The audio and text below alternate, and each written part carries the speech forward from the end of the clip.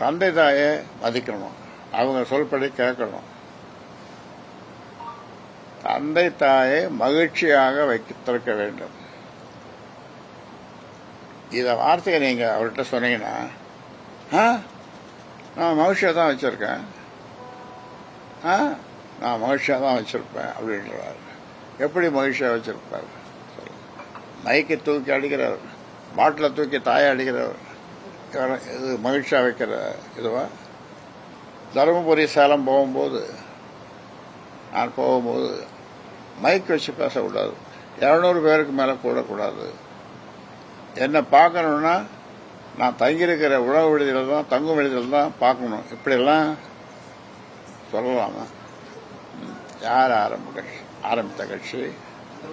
தனி ஒரு மனிதனாக, சுயம்பொன்னு சொல்லுவாங்க, தனி ஒரு மனிதனாக 96,000 கிராமங்களுக்கு சென்று இரவு பகலாக சென்று நான் பட்ட பாடு சொல்லி மாளாது. அவ்வளோ கஷ்டங்களை அனுபவித்திருக்கிறேன்.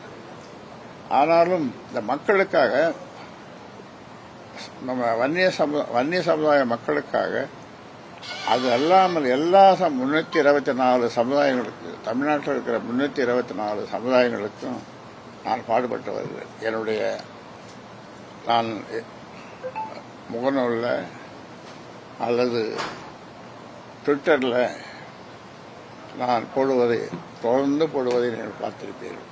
அந்த என்ன அறிக்கைகளும் எல்லா சமுதாயத்துக்கும் பொருத்தமான அறிக்கைகள் தான். இந்த மாதிரி யாரும் தமிழ்நாட்டில் கொடுத்துருக்க மாட்டாங்க. அதனால இதை உங்களுக்கு சொல்லுறேன். அவருடைய செயல்பாடுகள் இந்த மாநாட்டிற்கு பிறகு ரொம்ப மோசமா போயிட்டு இருக்கு. அதனால இது நான் மீண்டும் சொல்லுகிறேன். ஆனா அவரே பல முறை சொல்லியிருக்காரு, இங்கே வரும்போதெல்லாம் நான் எத்தனை நாளைக்கு போகிறேன் அப்படின்னு கொஞ்சம் வருத்தமா சொல்லும்போது, நீங்க 100 ஆண்டு இருப்பீங்க, 100 ஆண்டுங்க இருப்பீங்கன்னு சொல்லிட்டு அவர் வாயால மாறல, முன்னாலேயும் பின்னாலேயும் ஈட்டியால குத்திட்டு இருக்கான். அப்படிப்பட்ட வேதனை. தூக்கம் வரமாட்டேங்குது. தூக்கம் மாத்திரை போட்டா கூட தூக்கம் வரமாட்டேங்குது. ஏன்னா